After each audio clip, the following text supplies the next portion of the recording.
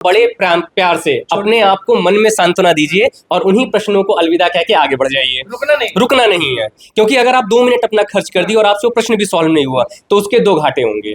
कि एक पहला घाटा क्या होगा कि आपका क्या होगा कि टाइम खत्म हुआ और अगले प्रश्नों के लिए आपका जो समय होगा वो बर्बाद हो गया। तो ये चीज ध्यान रखिएगा। फिर एक टॉपिक होता है काउंटिंग ऑफ फिगर, अच्छा, सिलोलिज्म।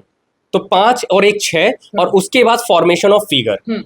ये 7 टॉपिक जिस भी बच्चे ने अपने अच्छे कर लिए, ये मान के चलिएगा कि रीजनिंग में आपके 22-23 नंबर कहीं नहीं। 22-23 25 में बस 2 मार्क्स कम होगा। बिल्कुल। लेकिन उसके बाद से सारे टॉपिक ऐसे हैं कि अगर आपने प्रीवियस ईयर, मैं कह रहा हूं,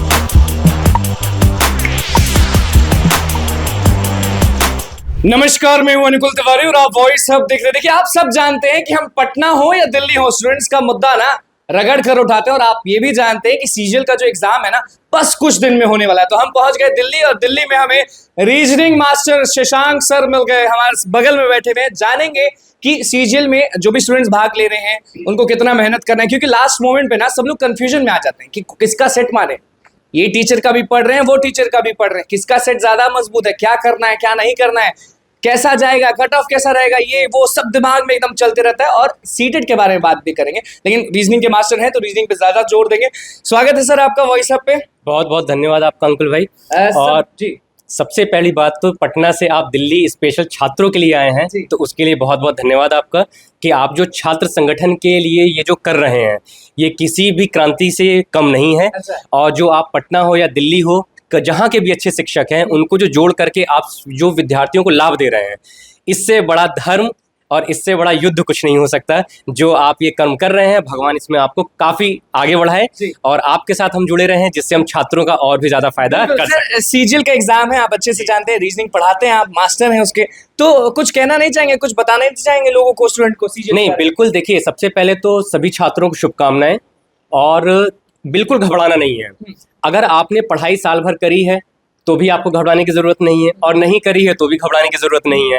उसके पीछे का कारण ये है कि अगर आपने पढ़ाई की है तो आपको ये पता होगा कि आपने क्या पढ़ा है, तो आपको पता है कि पेपर में क्या आ रहा है। और अगर आपने साल भर नहीं पढ़ा है तो भी आपको पता है कि पेपर में कुछ नहीं आ रहा है, तो इससे कोई फर्क पड़ने वाला नहीं है। लेकिन मैं उन छात्रों को सबसे पहले टोकना चाहूंगा कि जो पहली बार पेपर दे रहे हैं, जो फर्स्ट अटेम्प्ट दे रहे हैं, उन छात्रों के मन में क्या होता है कि मैं क्या पढ़ूं, कैसे पढ़ूं। और लास्ट के 10 दिन बचे हुए हैं, चूंकि आपको पता है कि ये पूरा महीना चलेगा, 9 तारीख से परीक्षाएं शुरू हो रही हैं सीजीएल की। तो जिस भी बच्चों का स्टार्टिंग के 1 हफ्ते में पेपर हो, तो सबसे पहले वो अपने मन से डर हटा दे। क्योंकि जब आप, बिल्कुल कोई जरूरत नहीं है डरने की। अगर आपने पढ़ाई की है और तब भी अगर आपको लगता है कि अब डर है, तो नया कुछ भी ना पढ़ें। सबसे पहला काम आपको ये करना है कि नया कुछ भी पढ़ने की जरूरत नहीं है। ठीक है, आपको बस ये करना है कि प्रीवियस ईयर उठाइए, और कितने सालों का, पिछले 5 सालों का, और इन 10 दिनों के अंदर आप ये देखिए कि उन प्रश्नों को आप कितने अच्छे तरीके से हल कर सकते हैं। सबसे पहले क्या सॉल्व करें? रीजनिंग। मैं रीजनिंग इसलिए नहीं कह रहा क्योंकि रीजनिंग मैं पढ़ाता हूँ। क्योंकि इन चारों सब्जेक्ट में, मैथ, इंग्लिश, जीके, जीएस और रीजनिंग में सबसे आराम से जो पढ़ने वाली चीजें हैं और जो मतलब हल्की होती है, वो रीजनिंग में बच्चे कंफ्यूजन में नहीं आते? नहीं, बिल्कुल नहीं। उसमें क्या है कि हर टॉपिक अपने आप में अलग है। तो अगर आपको ये लगता है कि अगर आप 15-16 टॉपिक पे कमांड कर लें, या 15-16 टॉपिक को अगर आप अच्छे से पढ़ लें, तो क्या होगा कि वहां पे आप 18-19 नंबर बड़े आराम से कॉमन सेंस 25 में 18-19 ले आएंगे, बिल्कुल आराम से। लेवल कुछ ज्यादा हार्ड नहीं होने वाला इस बार? हार्ड होता है, हार्ड होगा, लेकिन वो 5-7 नंबरों का होता है। लेकिन अगर आप पहली अटेम्प्ट दे रहे हैं और आपको डर लगता है, तो मैं ये कह रहा हूँ कि 0 से तो अच्छा है ना कि आप 18-19 करके आए। तो आप 4 नंबर करके आए, वो डर एक निकलेगा आपके मन से। तो ये जो डर है, अगर आपने अपने मन से डर निकाल दिया, क्योंकि देखिए भगत सिंह के मन से क्या था, डर निकल गया था, फिर उसके बाद से तलवार पेट में क्या और किसी और में क्या। बिल्कुल। तो रीजनिंग में ना इस बार सर हम ये जानना चाहते हैं कि रीजनिंग में सवाल किस साइज के पूछे जाएंगे? बिल्कुल। देखिए, मैं आपको कुछ चैप्टर्स के नाम बताता हूँ। जैसे सबसे पहले आपको जो सबसे ज्यादा दुखी किया हुआ है, उसने किया है कोडिंग डिकोडिंग। अच्छा।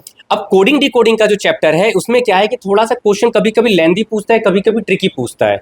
तो अगर आपने ध्यान से इस 10 दिनों के अंदर, 15 दिनों के अंदर अगर आपने क्वेश्चंस को सॉल्व कर लिया प्रीवियस ईयर, तो आपको एक आइडिया लग जाएगा। प्रीवियस ईयर मतलब कि 1-2 साल का देखना है कि 5 साल? अगर 3 साल का, मैं कह रहा हूँ 5 साल का भी अगर टाइम नहीं है, तो पिछले 3 साल का लगा जाओ आप।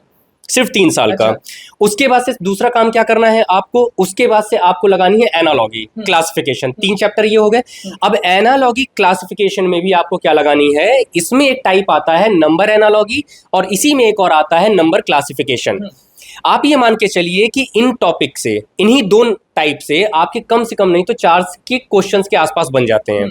और इन ये क्वेश्चंस क्या होता है, डिसाइड करते हैं कि आप 20 नंबर के ऊपर जाएंगे या 20 नंबर के नीचे रहने वाले हैं। कि 20 से ऊपर चलेगा, 22 ये 22-23 नंबर आ जाए। फिर उसके बाद से जो चौथा टॉपिक है वो ध्यान से सुनिएगा, सीरीज।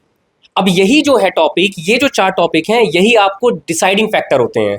अगर आपको 10-10 सेकंड, 20-20 सेकंड के अंदर, मैं कह रहा हूँ 10 सेकंड नहीं तो कम से कम 25 सेकंड के अंदर तो क्वेश्चन समझ में आ जाना चाहिए कि इसमें जो पढ़ करके बिल्कुल कि इसमें स्क्वायर कर रहा है, क्यूब कर रहा है, कर क्या रहा है। तो अगर आपने उस 20 सेकंड के 25 सेकंड में अगर आपको प्रश्न समझ में आए तो आप उस पर टाइम दीजिए, और नहीं तो बड़े प्यार से अपने आप को मन में सांत्वना दीजिए और उन्हीं प्रश्नों को अलविदा कह के आगे बढ़ जाइए। रुकना नहीं है, क्योंकि अगर आप 2 मिनट अपना खर्च कर दिए और आपसे वो प्रश्न भी सॉल्व नहीं हुआ तो उसके 2 घाटे होंगे। कि एक पहला घाटा क्या होगा कि आपका क्या होगा कि टाइम खत्म हुआ, और अगले प्रश्नों के लिए आपका जो समय होगा वो बर्बाद हो गया। तो ये चीज ध्यान रखिएगा। फिर एक टॉपिक होता है काउंटिंग ऑफ फिगर, अच्छा, सिलोलिज्म, तो 5 और 1 6, और उसके बाद फॉर्मेशन ऑफ फिगर।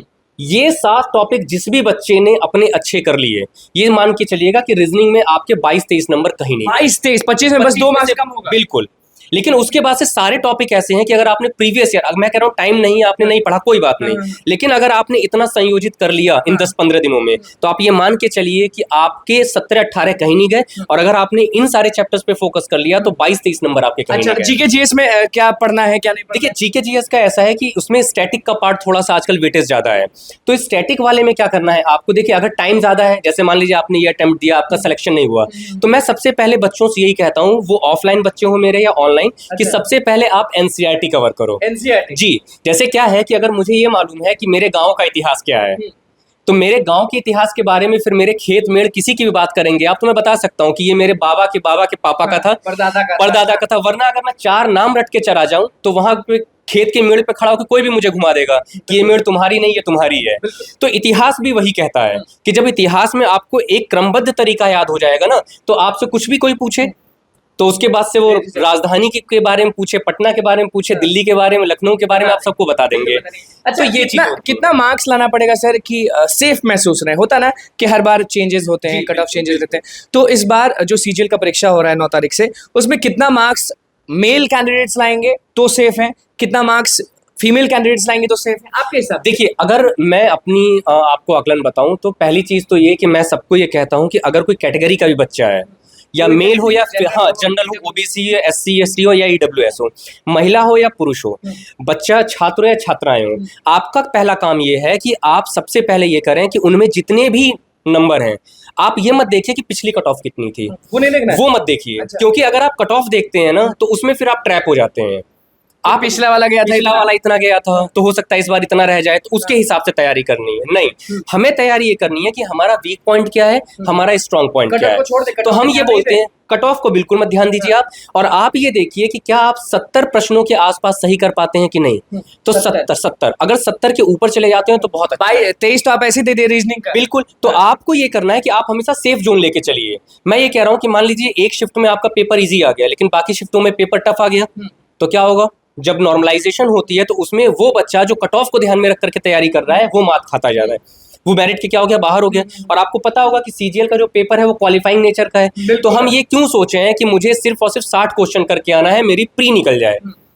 और ध्यान से सुनिएगा, एक मैं आपको गुरु मंत्र देता हूं, अगर आपको सच में सीजीएल निकालना है या सीजीएल कोई भी कंपटीशन निकालना है जिसमें प्री और मेंस होता है, इंटरव्यू होता है, तो आप इसमें रिवर्स तैयारी शुरू करिए।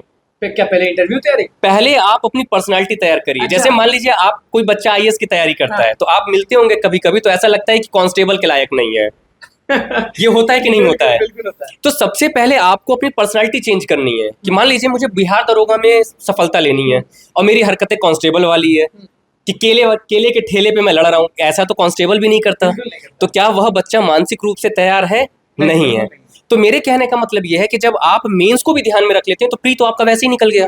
तो ये ध्यान रखिएगा कि अगर आप प्री और मेंस को एक संयोजित रूप से लेके चल रहे हैं तो आपका प्री कभी नहीं फंसेगा। नहीं तो बच्चे क्या करते हैं कि 4 साल 5 साल खाली प्री में लगे हैं, और प्री में ही निपटारा हो जाता है। हो नहीं पाता है। बिल्कुल, तो ये सबसे पहली गलती होती है। तो आप पहले अपने पढ़ाई को मत बदलिए, ये नहीं कि आप सीजीएल की कर रहे हैं तो उसके बाद फिर पटवारी करने लग जाइए। अच्छा, सीजीएल के बारे में सब चीज बता दी है, ये बताइए कि कुछ भी तो भूल नहीं रहे, क्योंकि स्टूडेंट्स फिर कमेंट करने लगते हैं कि शशांक सर ने ये चीज नहीं, मेरे समझ से जो कम टाइम है उसमें मैं यही बोलूंगा वापस से कि प्रीवियस ईयर लगाइए, और जिनका वेटेज ज्यादा है, जो मैंने आपको टॉपिक बताए हैं, उन टॉपिक को क्या करें आप सबसे अच्छे से तैयार करें, क्योंकि यहाँ से नंबर ज्यादा आते हैं। तो आप ये ध्यान रखिएगा कि इन्हीं से जो क्वेश्चंस बनेंगे आपको एग्जाम में नंबर वाले फंसाते हैं। बिल्कुल। ये अच्छा, चीज ध्यान। आप ये जान रहे होंगे कि बिहार में सैलाब, एकदम शिक्षकों की बहाली के सैलाब, यूपी वाले पहुंच रहे हैं, दिल्ली वाले पहुंच रहे हैं, कलकत्ता वाले पहुंच रहे हैं, यहाँ वहाँ नीतीश जी दरवाजा खोल दिए, पूरा एकदम लग रहा है कि बाढ़ आ चुका है। तो सीटेट की परीक्षा कब होने वाली है, कुछ अंदाजा? क्योंकि आप भी जानते हैं फर्जी सीटेट बनवा के सब शिक्षक बन गए, उसके बाद बाहर फेंका जा रहा है। बिल्कुल बिल्कुल, इसीलिए अभी आपको पता होगा कि जो पिछली बहाली हुई थी तो सरकार ने उस पर क्या किया है कि जो वापस से जांच बैठाई हुई है कि जांच के बाद देखिए कौन फर्जी है कौन उस पे है। तो यहाँ पे आप ध्यान रखिएगा कि देखिए जो फर्जी है वो आज नहीं तो कल पकड़ा ही जाना है। मैं आपको कितना भी झूठ बोल लूं, जब मैं बोर्ड पे खड़ा हूंगा तो बच्चा कहेगा ना, आप भी एक दिन वीडियो बना के बोलेंगे कि भाई इस अध्यापक से मत जुड़िए, है ना? क्यों? उसके पीछे का कारण ये है कि बोलने, कथनी और करनी में फर्क हो जाता है। झूठ नहीं बोलना है बच्चों से। तो सीटेट का जो पेपर है, आजकल सीटेट का जो माहौल चल रहा है वो यूट्यूब पे ना एक सैलाब चलता है कि फ्री में पढ़ लो, और फ्री तो जियो ने भी दिया था, लूट लिया, और अब क्या किया है वो किसी से भी छुपा नहीं है। तो ये ध्यान रखिएगा कि कुछ भी फ्री में अगर कोई देता है ना तो उसका फिर आपको डिसएडवांटेज मिलता है। तो सीटेट है, आप ध्यान रखिएगा कि सीटेट पढ़ने से पहले ना आप अपनी मानसिक स्थिति को क्या करिए, थोड़ी सी अच्छी करिए, किताबें पढ़िए, प्रीवियस ईयर लगाइए। देखिए किसी भी कंपटीशन की तैयारी करिए, अगर आपने प्रीवियस ईयर लगा लिया तो आप ये समझिए कि उस परीक्षा का 30% कहना गलत होगा, 50 से 60% आप उस परीक्षा को समझ के चल रहे हैं। बाकी 20% आपका जो शिक्षक है वो आपको बताएगा। 100% की तैयारी कोई नहीं करता है। तो जब 100 नंबर आपसे लगने वाले नहीं हैं पूरे के पूरे, सीटेट क्या 150 नंबर का आता है, 150 में 150 हो सकता है कोई आ जाए। अगर इतने लाखों बच्चे दे रहे हैं और आपको पता होगा मुश्किल से 3-3.5%, 4% भी कभी जाता है रिजल्ट, तो जब इतने कम बच्चे पास हो रहे हैं तो इसका मतलब ये है कि कहीं ना कहीं उस परीक्षा की गलती नहीं है, उस परीक्षा को किस तरीके से पढ़ा जा रहा है गलती उसमें है। बिल्कुल। अच्छा, ऑनलाइन आप कब पढ़ाना शुरू कर रहे हैं? क्योंकि सब लोग जो है ना बीच में आप पढ़ाते थे लेकिन अभी बंद है किसी कारण, तो हम वो जानना चाहते हैं क्योंकि बिहार के बच्चे, दिल्ली के बच्चे आपसे जुड़ना चाहते हैं। देखिए मैं बहुत जल्दी एक अपना जो भी पूरा प्रोग्राम है मैं उन बच्चों के सामने पूरा रखूंगा, और जो क्लासेस रहेंगी बिल्कुल वो स्मूथ तरीके से सारी एक एक करके आगे, हड़बड़ में नहीं कि मैं जल्दी में मतलब बच्चों को बताने के लिए कि देखो मैं आ गया और फिर मैं वो चीज़ें दे ना पाऊँ। तो मैं ये नहीं चाहूँगा कि मैं बच्चों से जुड़ूँ, फिर बच्चों से जुड़ने के बाद बच्चों को ये लगा कि हाँ कोई जुड़ा है मेरा, लगना चाहिए वो।